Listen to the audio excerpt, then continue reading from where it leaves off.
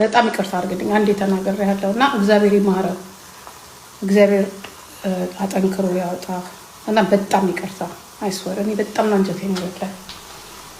በጣም ማለት እዚሁ ላይ ስናያቸው ምናምን ነገር በቃ እንናገራለን ምናምን በአንዱ ነው ባዶና የተነሳ ነው የተናገርኩት አዶናይ እኔ ስለተናገረኝ ነው የተናገርኩት እንጂ ልጁ ምን አረገኝ ይና ከመነጋገር ያለፈ ነገር ደግሞ እንደዚህ ሲጎዱ ማየት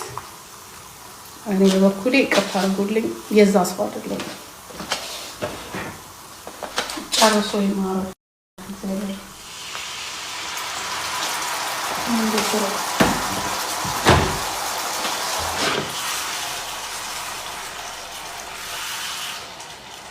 ማንም ሰው ምንም አይሆን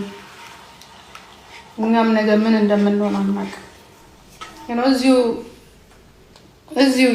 እየተጫጫኸ መኖሩ ነው የሚሻለው ገባችሁ ግን እንደዚህ ዲቴል አጋጣሚ ትጣላላችሁ ስትጣሉ ሰው ላይ የሆነ ነገር ይደርሳል ከዛ አይምሮ ያለው ሰው ህሊናው እሱ ልጁን ሳይሆን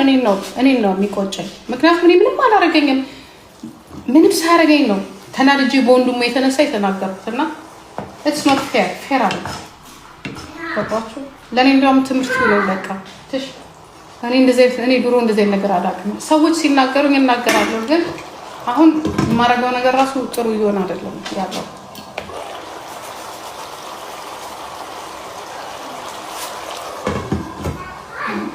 ምንም ቢሆን ወጣቶች ናቸው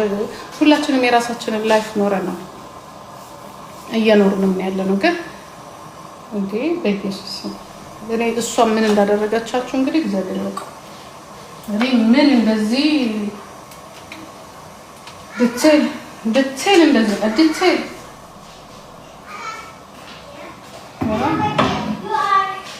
በጣም ይደብራል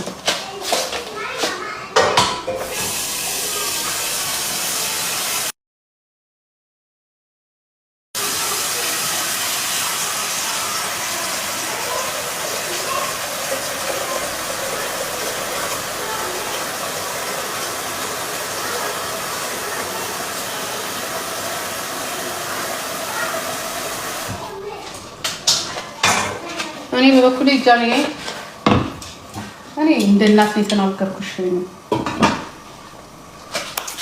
ጃኒ ቆንጆ እኔ እንደ እናት እንደሚቀርብሽ ሰው አንዳንዴ ደግሞ መፈራቸው ነገሮች አሉና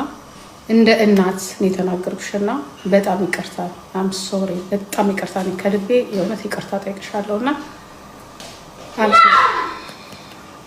በጣም ይቅርታ በጣም ነው ያሰብኩት